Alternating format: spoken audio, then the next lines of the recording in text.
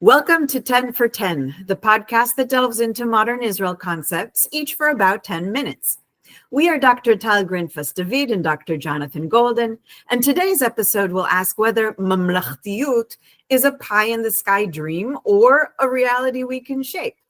Jonathan, Mamlachtiyut has the root in Hebrew of king and kingdom, melech, mamlacha, and is translated in English as statism. But what does that mean, and who first coined the term? David Ben-Gurion is credited with the term. Influenced by the second immigration wave and its state-building ideas grounded in socialism, David Ben-Gurion and his fellow leaders modeled the idea of the common good and what it means to serve others.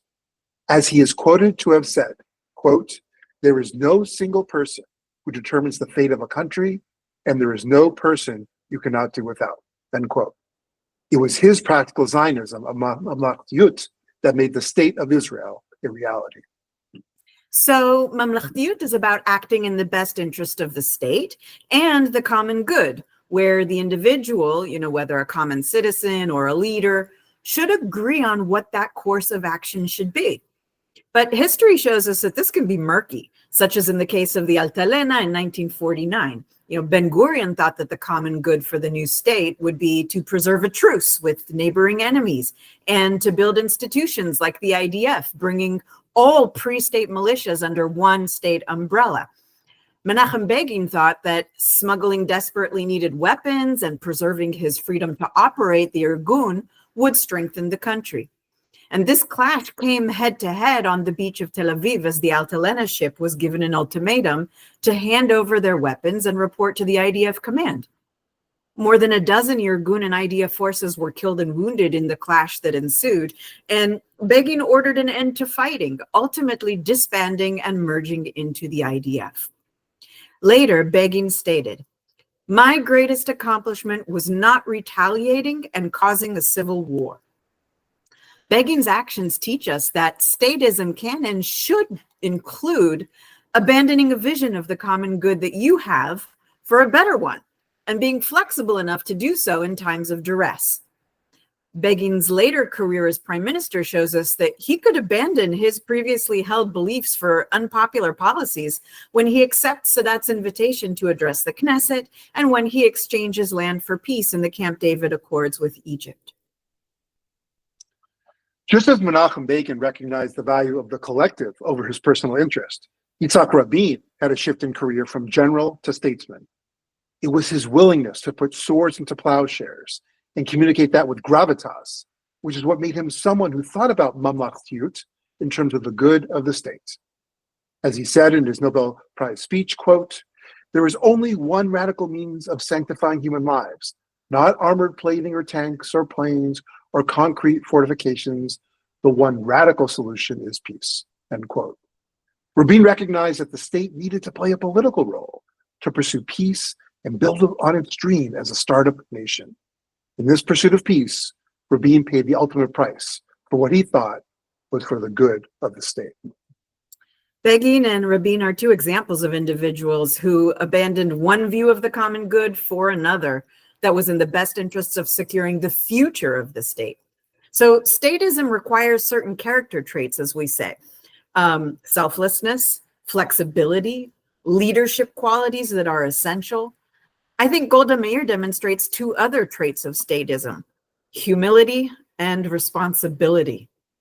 Known for holding top security meetings in her tiny kitchen where she baked for generals, the word in Hebrew, mitbachon, tiny kitchen, came to represent all such meetings, even those held today in other government buildings. She dressed humbly, never aspired to gain personally from her position, and ultimately resigned after the Yom Kippur War, even though the Agranat Commission did not find her directly responsible for failures and deemed her actions laudable in the face of grave challenges. When the people lost faith in their leaders, she didn't try to hold on to power at any cost. This seems to be in stark contrast to today's leaders like Benjamin Netanyahu, who was officially indicted for breach of trust, accepting bribes, fraud, forcing him to legally relinquish his ministry portfolios other than being prime minister.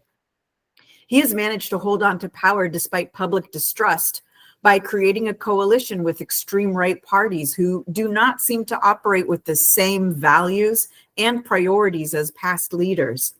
And Netanyahu has postponed holding any commissions of inquiry which might hold leadership responsible for October 7th massacre. Jonathan, I hear from so many Israelis today that they don't see Mamlachtiyut in the current leadership, but they do see it among common citizens who serve and even volunteer for the common good.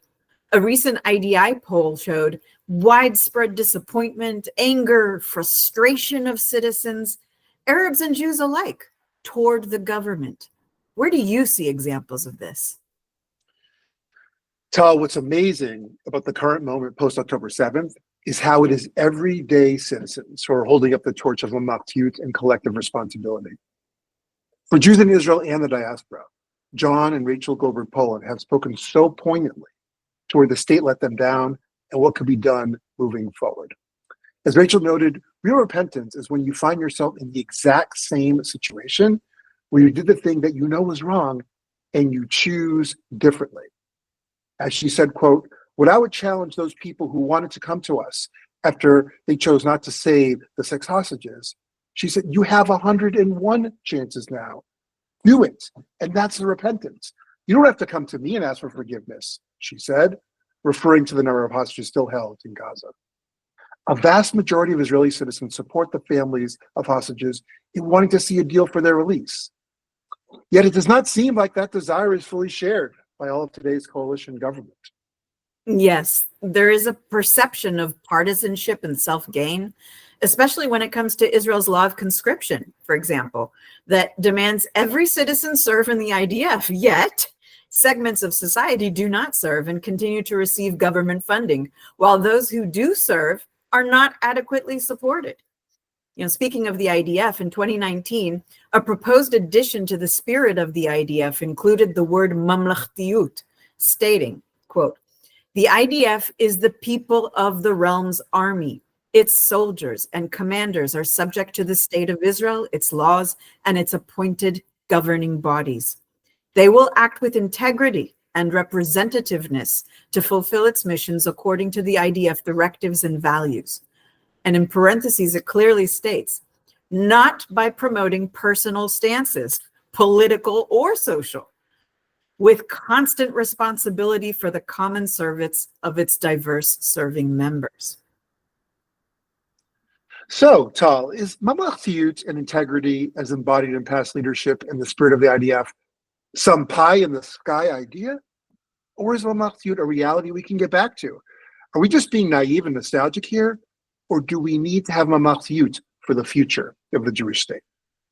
Well, first, I think we should point out that Israel is not unique in the landscape of world democracies whose populations, according to polling, have lower trust in their governments than ever before, and whose elected officials seem to skirt accountability, flaunt their personal gain, and appeal to a base of voters who do not always represent the centrist ideas which most citizens hold. Now, second, I think that for modern democracies to retain and wield power effectively, trust in leadership and state institutions is a critical ingredient.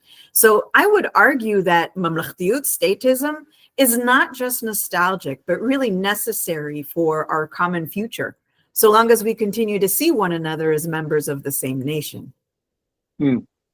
This means that everyday citizens will need to become even more informed and involved in cultivating and electing tomorrow's leaders, given our understanding of Mamlachtiyut. I hope that you, our listeners, will consider questions like, what are the qualities that you look for in a leader? What does it mean to be a leader? How much trust do you place in today's leaders? If you're frustrated with your leaders, do you hold them to account? Do you step up to the plate? Does Israel's concept of Mamlachtiyut guide us on what to value and prioritize in our leaders? And what does it mean to reclaim Mamlachtiyut? What does it require of us? These are great questions that we should all be thinking about. And I think that our schools, religious institutions, youth movements, and social organizations have an immense role to play in cultivating the next generation of leaders. Thank you for listening to Mamlachtiyut, Pie in the Sky, or Reality We Can Shape. Please visit our websites, heartstance.org and tgdconsulting.org, to download our Family and Educator Guide with additional resources and discussion prompts.